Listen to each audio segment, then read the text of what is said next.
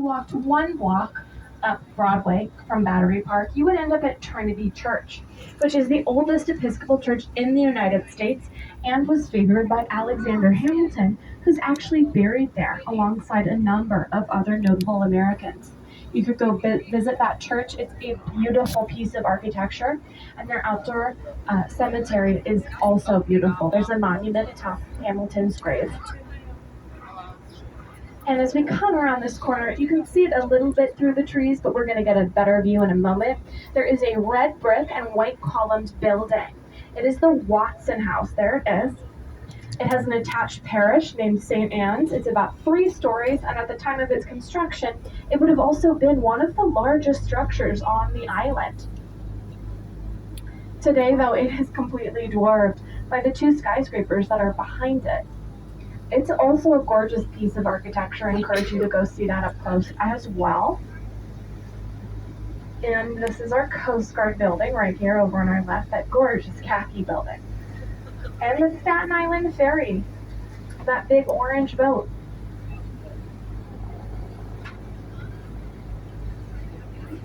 Over on our left, here comes the Watson House. Again, people look for like a big skyscraper. It's literally a 3-story mansion. It's right there, over on our left. It's one of my favorite buildings on the island. Again, it was built in 1793, still standing, and it's in great shape. And over on our left is the Staten Island Ferry in port at the Ferry House. Right next door is the Governor's Island Ferry House. They say the Staten Island Ferry is a great way to get married on a budget. You hop on board, ride over from Staten Island, and it'll drop you off right at our municipal building here in New York City. You go inside, get that marriage certified, turn around, hop back on board. It's going to Staten Island, so it does serve booze. Toast to your marriage, bing bang boom, you are married on a budget. They also call that municipal building the one-stop shop here in New York because it's where New Yorkers go to get married and divorced. It's going to be bad jokes the whole way, guys. On our left, we're going to come up on a helipad in just a second. If one of these guys decides to take off, I'm not going to attempt to talk over them. It's very loud. We have a lot of traffic on the water and in the air here in New York City. And this is actually the helipad where they bring Marine One when the president comes to town. There he goes. They're going to fly right overhead. You ready? Now, the president always has to travel with a fleet of vehicles as a safety precaution. You can never know which vehicle they're in. So you can imagine just how loud it is when all of those military helicopters come soaring in over our little harbor. It is quite something. You can also Uber helicopter on up to JFK, beat the traffic before your flight. I don't have the exact price tag on that, but I bet it's more than my rent.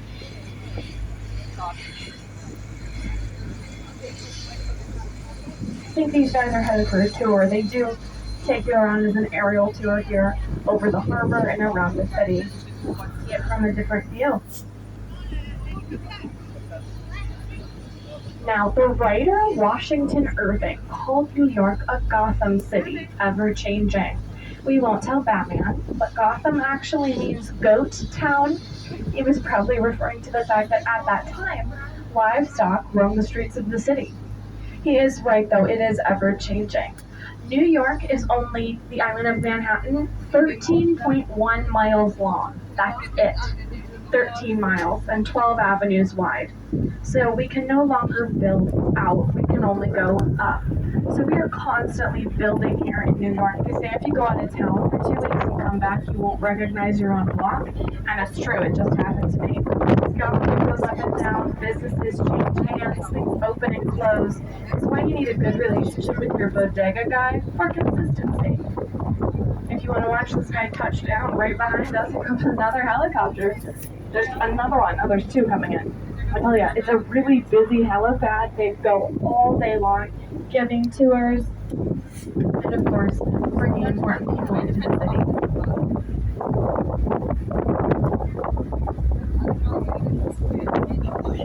A fun fact, the island of Manhattan is on average about 5 degrees warmer than the surrounding areas. There are so many people on this island whose bodies are giving off heat, and all those big buildings, they trap heat in. So in essence, we are actually heating up the island just by being there. And you can see there are so many different architectural styles. We've been building skyscrapers here in New York for over 100 years. Ma'am, you cannot stand at the top of the stairs. Thank you. There are different architectural styles from each era that the building was occurring. You have things like the Empire State Building and the Chrysler Building, which are the Art Deco of the 20s, as opposed to the more modern things like the Freedom Tower that are very sleek. And of course, the aggressive 80s, which was just slabs of concrete and glass. Well, we wanted our clothing to be neon, but our buildings only boxes. And directly behind me, there are 3 bridges. They all connect Brooklyn to Manhattan. The furthest down is the Williamsburg Bridge. In the middle, the Manhattan Bridge, and the closest to us and my personal favorite, the Brooklyn Bridge. We're going to go under her in just a moment. Now, the Brooklyn Bridge was actually known for a time as the 8th wonder of the world, and I still think she's pretty wonderful. That steel cabling that holds the bridge together, the architect John Roebling invented steel cable just to build this bridge. He was an architectural genius. He built bridges all around the continental U.S., including up in Niagara Falls and down in Cincinnati, Ohio, before he began work on the Brooklyn Bridge. John was an architectural genius, so he was also a super big weirdo. He was a big believer in hydrotherapy, or the healing power of water, and he was also constantly holding seances, trying to invoke the spirit of his dead wife. He would force his children to come along for what I'm sure was super fun family bonding time. Now, there's a little conspiracy theory that goes along with the building of the Brooklyn Bridge. Apparently, the Brooklyn ferries were not super jazzed about it. They felt like they were going to lose out on a lot of money when people wouldn't have to pay to be ferried across the East River. They could just walk across the bridge. So, one day, days before construction begins, John is standing down along the bank of the river taking some last-minute measurements. And that's when a Brooklyn ferry starts heading straight for him. And John refuses to move, so they begin to play a very stupid game of chicken, man versus boat. Spoiler alert, the boat won. The boat crashed into John and mangled his foot, but John was like, "Don't worry, guys, I know what to do. I'm gonna stick my foot in the East River." I would not get in the East River today. If you paid me, I really wouldn't get in if we were dumping our cholera victims into it, which is what was happening at the time. But John knew best. He went ahead, he stuck his foot in the river, developed a terrible infection, and died. That's the end. Now, obviously the bridge did get built. They had to call up his son, Washington Roebling, who was also an architect. And Washington had to come in and take over for his father. They had to figure out how they were going to dig up the riverbed to put in the big structural pieces. So they built out these little wooden boxes and they pumped them full of filtered air so that people could stand in them and breathe while they were digging up the riverbed. Now, to get people down there, they built these little tin boxes called caissons. They work like elevators. They bring people from the surface of the river down to the bottom and back up. What we did not know at the time was that the human body cannot tolerate abrupt changes in pressure. It will make you very sick. You can contract something known as Caisson's disease. It's also known as the bends. And Washington actually developed a bad case of it and was paralyzed from the waist down. If you look behind us at the Manhattan Bridge, you can see the subway going across Manhattan to Brooklyn. So now Washington's paralyzed and they need to find yet another architect. So they call up Emily Warren Roebling, Washington Roebling's wife. It's the mid-1800s. Women are not going to school to study architecture or anything, really. Emily has to learn advanced mathematics and architecture. She has to win the trust and respect of the people of New York City and her crew.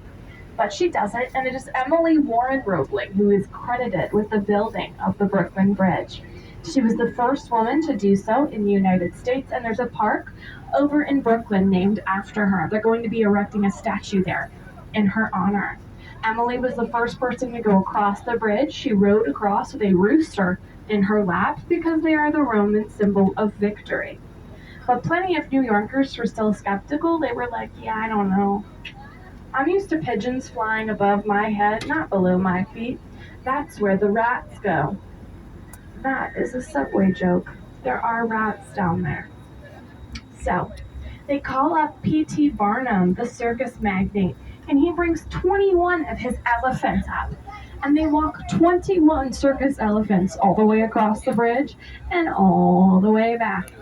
And Mr. Barnum's like, listen, if my elephants can make it across this bridge, so can your ex-wife. Thank you. That's a test to see if you're listening. All right, folks, we're going to pull into the seaport here. We're going to let some people off, let some people on, and then head on down to that big green lady in the harbor. Thank you for your patience.